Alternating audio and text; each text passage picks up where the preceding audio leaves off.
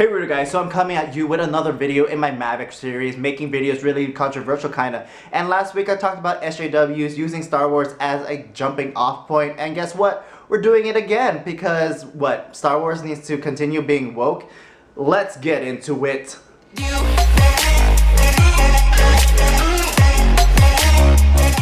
But of course, if you're new to my channel, what up? I'm Mitch. I go by Hey Mitch, MVRCK Mitch, all the Mitches, and pretty much I do reviews, current events, pop culture within the scope of entertainment, culture, and purpose. So pretty much I talk about like everything that I want to talk about. So if you want to check out my reviews, go ahead and do so. If you want to talk about like all my other political stuff, social commentary stuff, I have those videos as well. And just check out my other things on my channel as you are finishing this video. Okay, so in my last video, like I said, I was talking about pretty much what is an SJW and how does it fit in the whole thing. And again, I use Star Wars kind of like a jumping off point because I kind of use it as a kind of like a case study and like a good example. And again, we're talking about that again because lo and behold, we have Disney, Lucasfilms, whatever, decided to put on Leslye Headland.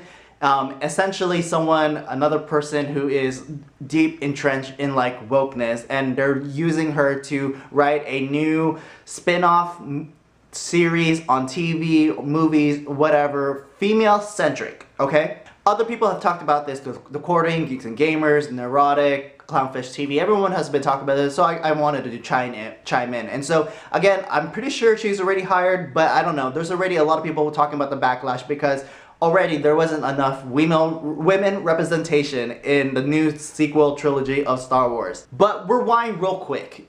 Is it a problem to have female leads? Absolutely not. But it's a problem for the most of us if you are going to use this as a lecturing tool. It's a problem for us if you're using your personal ideological narrative to drive your story versus actually just making a good story who happens to be female. Again, I don't have a problem with Jyn Erso or Rey, but if when it comes, like Jyn Erso, like I have mentioned to other people that I talked to, like Jyn Erso in the trailers is very much different from Jyn Erso in the movie. Jyn Erso in the trailers was a badass, she was independent, she was a rebel. You know, like in the trailer she says, this is rebellion, I rebel, right? She was a badass, and it looks like the rebellion, the alliance, wanted to get her because she had some information, knowledge that they didn't have originally. But in the movie, she just plays out as a victim of her circumstance. Rey, in Force Awakens, she was kind of likable. Like, I didn't have a problem with Rey. It just becomes a problem when she can just do everything with very little training, and she is perfect in every little way. Like, she didn't, like, in Star Wars, people's limbs get cut off. She comes out of Star Wars unscathed. And again, there's problems there, you know, not to say that you need to do that, but there's a level in which in story you sacrifice something, or there's something that happens to you in which you have to reevaluate. It's usually in the second act in which you lose and then you come back.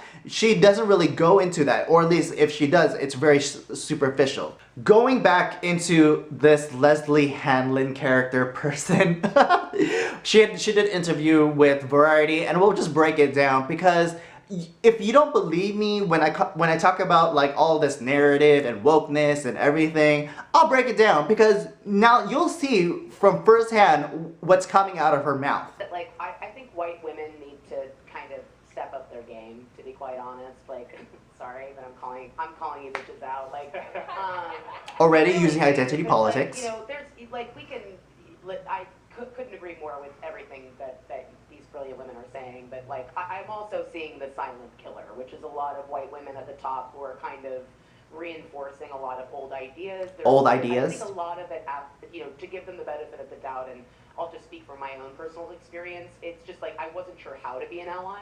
I wasn't sure. Keyword ally. I got so caught up in like what kind of terminology I was supposed to be using. Terminology. Politically correct, and so as I started to rise in television, I started to just get more blunt and just start saying like I would like a black writer. Because if I said diverse, you know, you get well, white is diverse, which is something somebody said to me, and I was like, wow.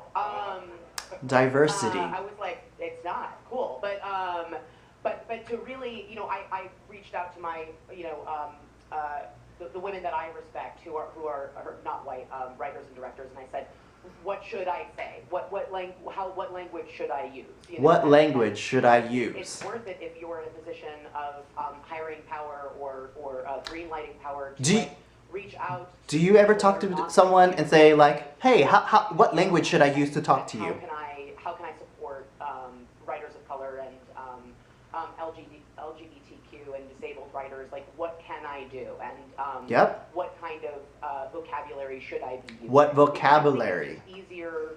I just see it. How about just normal vocabulary? It's easier, like the guy at the top's louder. It's harder to say like, I think this should be a black writer. I think this should be an Asian American actor. How about just picking good writers? I'd like to cast, and really, I find it a lot as well with, as a queer woman, like with gay characters, whether they be gay men or gay women, where I'm saying like that's not a gay person. Like okay. Like this is not a gay person. Like see, you're not representing that. Even in then, she's already saying it. Like you're not gay enough. To cast someone that you find attractive, a straight white man. Never satisfied. You think of what you think a lesbian looks like, and that can be very frustrating as well. So, I think if we can get some of these people, I'm rambling. I'm gonna stop talking. There you go. I mean, you can see in the way that she talks, it's not about what part of that interview talks about, I'm really passionate about Star Wars. I'm really passionate, there is something about the Force that should be explored. There is a mythology, old ideas that, we could look into, No, she wants to talk about what's the terminology, what's the verbiage, I need a POC writer, I need this and that. It's never about story. And this is why we have a problem. As someone who loves Star Wars, okay, like when it comes to, as a nerd, I like Star Wars over Star Trek, whatever. Obviously liking both, but Star Wars is more fantasy based, right? And there's a more mystical element in it, and it's great, right? And it's also interesting because I like to look at Star Wars, Star Wars likes to draw from real world concepts, right? The Force is almost kind of like if it's a Christian theology, the Force is almost like the Holy Spirit. Even on one of the planets Mortis, there's like Force gods in which there's a father, a daughter, and a son, almost kind of like a Force Trinity.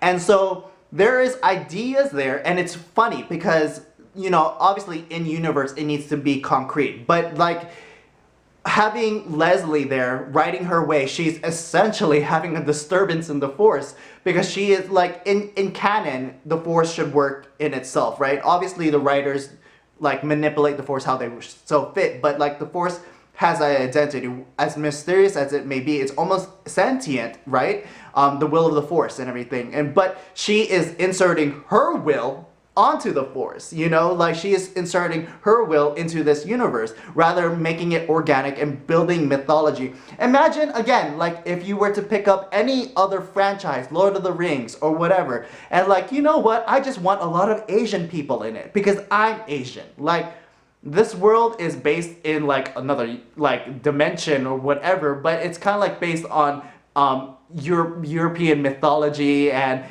medievalism or whatever, right? But you can't just insert things just because you want to. It needs to make sense in that universe. And you could say like, oh, well, there's an Asian tribe across the seas or whatever. That's cool, but like all of a sudden, it can't just be out of nowhere.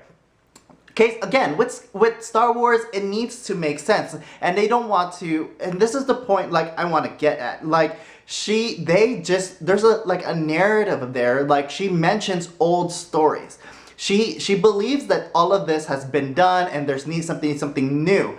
She doesn't reduce, I'm trying to think in the brains of Jordan Peterson here, like, and I'll end it off there because he does a lot of good points about them, like radical feminism just taking out the patriarchy, and this is exactly what it is, right? And like the fact that there's like stories here that overall, like, I mean, there's only so many stories you can do, but like, you want to revisit that. Like, you want to be going into these stories and make it modern. Like, even if it's Romeo and Juliet, and in which he's like, oh, it's William Shakespeare, another white writer.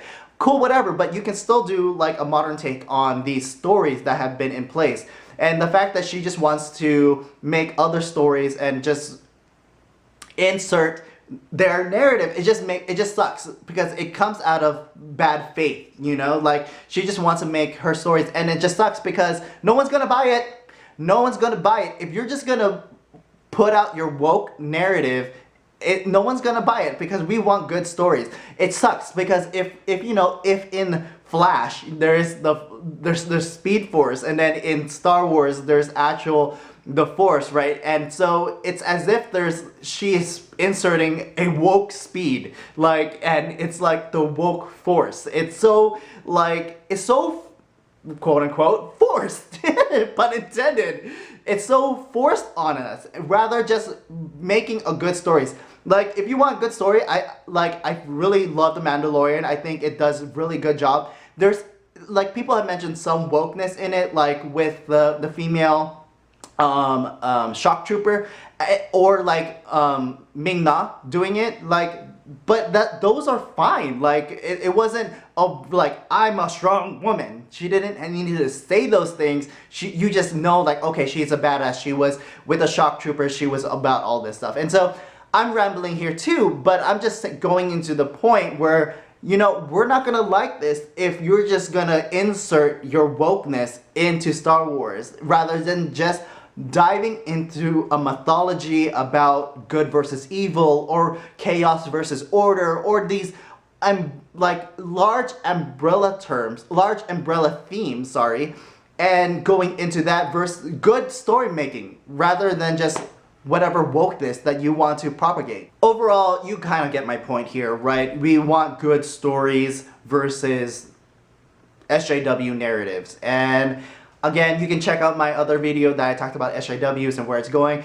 I'm pretty much going to leave off with Jordan Peterson talking about this because it goes into like what I want to echo what Jordan Peterson talks about when he was on Joe Rogan, because he talks about essentially what they're doing with these radical feminist type for people who just wants to take out the patriarchy because in their eyes it's all tyranny, right? And they want to insert themselves into the Star Wars universe. I feel like they think they can drive the narrative, and if they can control this Star Wars utopia, which is a dominant franchise, and change up the narrative, I feel like they're trying to see if that's going to echo into the rest of like commercialness, right? But I think they fail to realize. It seems to me, my theory is that they believe that their ideas are ideal and supreme, and they think that by propagating their ideals and their extreme, that other people will pick up on it, versus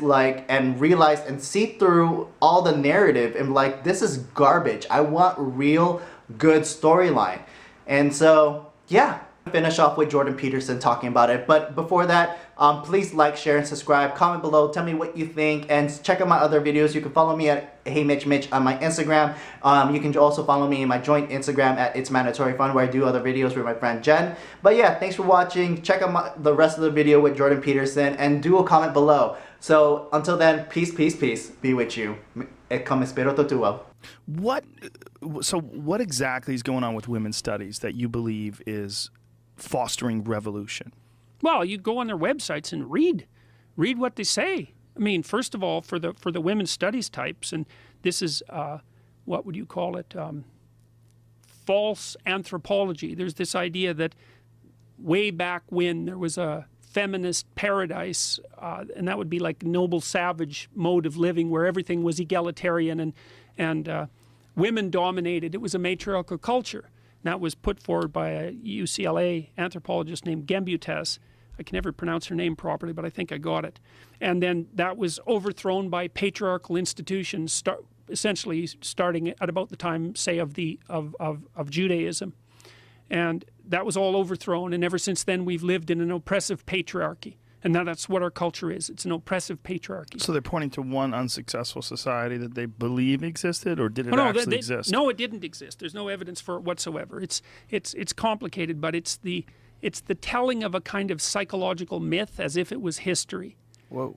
And anyway, so the basic claim is that Western civilization is a brutish patriarchy, and that whatever positive things it might have managed to accomplish were all accomplished as a consequence of oppression and theft, and that the appropriate thing to do is to restructure it from the bottom up. And they mean that. They mean that. They mean every single bloody concept. And you can marry that with modern postmodernism and throw in a nice dash of Marxism, and you have the ideological and motivated grounds for social revolution. And I'm just go online and look at a dozen women's studies websites. Just read them. You can see what they say. They produce political activists, and their goal is to restructure the patriarchy. Well, what's the patriarchy? Well, the patriarchy is Western civilization. And what does restructure mean? That's easy.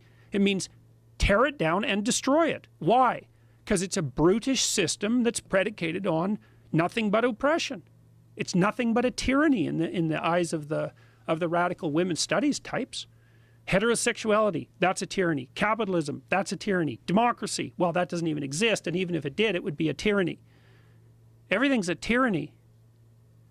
And so you can ask these, and what would they replace it with? They replace it with their own ideological utopia. Well, we've already had 100 years of that. We saw what happened. Oh, well, that doesn't matter. That wasn't real Marxism. That's what the bloody Marxists always say. That wasn't real Marxism. It's like, oh, how many millions of people have to die before you're convinced that it's real Marxism? And I know what they mean by that, too. They mean, hey, if I was the Marxist dictator, things would have gone a lot better. It's like, you should think again, sunshine. If you were the Marxist dictator, things wouldn't have gone a lot better.